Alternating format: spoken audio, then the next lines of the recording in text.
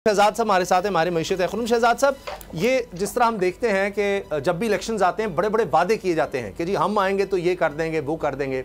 मिसाल के तौर पर कि जनाब प्राइवेटाइजेशन की अगर बात की जाती है, जब आते हैं तो कोई गवर्नमेंट नहीं कर पाई। अब इलेक्टेड गवर्नमेंट तो है नहीं, निगरान सेटअप है, वो कोशिश कर रहा है जी PIA का करते हैं। अभी अगर हम बात करें मिसाल के तौर पर इस्तेहकाम पाकिस्तान पार्टी भी नई बनी है। अलीम खान साहब ने तकरीर में कह दिया जी 300 यूनिट तक जो बिजली इस्तेमाल करेगा मुफ्त, पेट्रोल हम आधी कीमत पर मोटरसाइकिल वालों को देंगे। क्या ये मुमकिन होता है या ऐसे वादे कर लेते हैं कि आकर करते नहीं, और जो करने के काम भी होते हैं वो भी नहीं करते? शुक्रिया बहुत बहुत जी। देखिए, पहली बात है, इस तरह के नारे नहीं लगाने चाहिए। इस तरह के नारे नहीं लगाने चाहिए, और मुझे लगता है कि इस तरह के नारे लगाए जाते हैं और वो एक्चुअली ऐसा करते भी हैं, बट ये एक्चुअली नुकसानदेह है। आवाम के लिए नुकसानदेह है, क्योंकि ये ड्रग होती है। अगर आप ये कहते हैं कि जी पेट्रोल हम आधा करके बेचेंगे, बिजली आधी करके बेचेंगे, तो कहाँ से पूरा करेंगे, ये आवाम को पूछना चाहिए। ये कैसे बिजली आधी होगी, कैसे पेट्रोल आता होगा?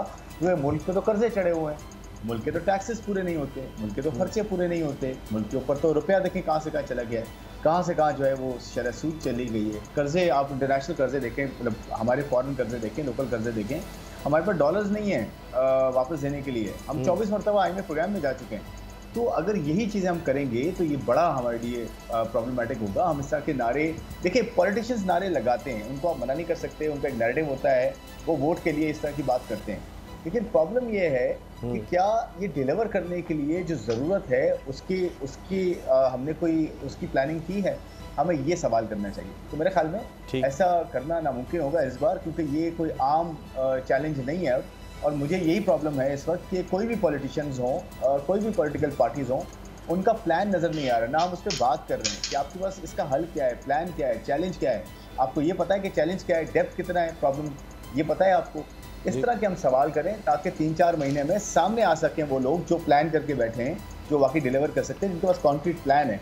तो हमें ये सवाल करना चाहिए। अच्छा, अब ये Pakistan institute of development economics है, इन्होंने एक सर्वे किया है, तहकीकाती रिपोर्ट तैयार की है और 18 अहम मसाइल और सेक्टर्स का इन्होंने इंतखाब किया।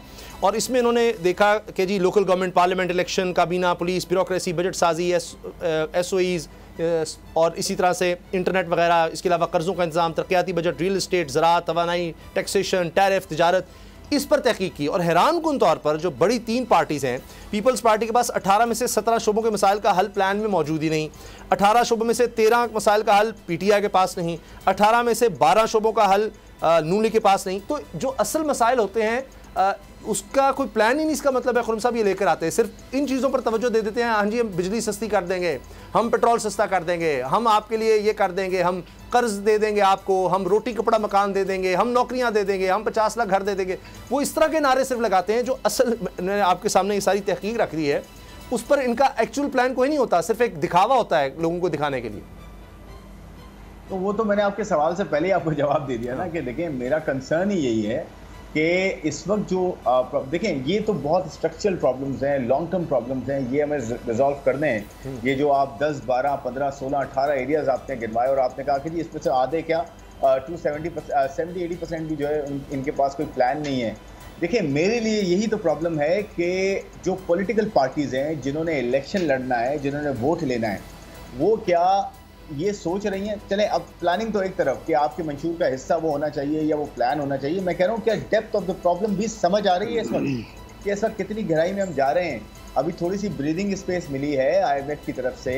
ये 2 रिव्यूज़ हैं, ये किसी तरह हम इंशाल्लाह क्रॉस कर जाएंगे, इन पे हम काबू पा जाएंगे, इनको हम अवेल कर जाएंगे। आपको ये पता है कि जो हुकूमत में आएगा, चाहे मखलूत हुकूमत हो या मेजॉरिटी गवर्नमेंट हो, वो क्या ये समझ रहा है कि इस वक्त डेप्थ ऑफ द प्रॉब्लम क्या है? आपके फाइनेंशियल सेक्टर को भी जो है वो थ्रेट है इस वक्त, इंटरनेशनली भी जो है आपकी डेट को जो रिस्ट्रक्चर होना है, आपका कंट्री दोबारा डिफॉल्ट पे पहुंच सकता है। अभी आपको ब्रीदिंग स्पेस मिली है, लॉ इन्फोर्समेंट एजेंसीज ने हंट डाउन किया है स्मगलिंग पे और करेंसी जो है स्पेकुलेशन पे। उसके साथ साथ जो है आपके पास IMF आया है, निगरान हुकूमत ने कुछ स्टेप्स लिए हैं और जो उनसे हो सकता है वो कर रहे हैं। लेकिन बात यह है कि ये तो गवर्नेंस से रिलेटेड है ना, ये तो शॉर्ट टर्म मैनेजमेंट है, ये तो एडमिनिस्ट्रेटिव चीज़ें हैं। क्या लॉन्ग टर्म प्लानिंग आपको देखिए कंट्री को एक डायरेक्शन में भी लेके जाना है, एक विजन भी देना है, साथ साथ शॉर्ट टर्म एडॉक बेसिस पे भी आपने कुछ चीज़ें हल करनी है। 3 से 5 साल के प्लान्स भी करने और 50 साल का प्लान भी लेके आना है। इस वक्त तो प्रॉब्लम ये है कि चैलेंज इतना बड़ा है कि आप इस वक्त चैलेंज को फाइट करते हुए ही गवर्नमेंट 2 साल लगा देगी। नया प्रोग्राम आपको लेना पड़ेगा 10-12 अरब डॉलर का, फिर इन्वेस्टमेंट लानी पड़ेगी, एक्सपोर्ट को आपने बेहतर करना होगा, एनर्जी को बेहतर करना होगा, स्ट्रक्चर प्रॉब्लम जी और इन्फ्लेशन के साथ भी आपने डील करना है। तो चैलेंज बहुत बड़ा है, ये चैलेंज कोई नहीं समझ रहा, मैं ये कहना चाह रहा हूँ। अच्छा, आप तो बात कर रहे हैं ना कि जी मंशूर का हिस्सा हो, मैं तो कह रहा हूँ चैलेंज ही समझ नहीं आ रहा, चैलेंज कितना बड़ा है, कोई चैलेंज को समझ रहा है। अच्छा, सब्सक्राइब करें और बेल दबाएं ताकि कोई खबर रह न जाए।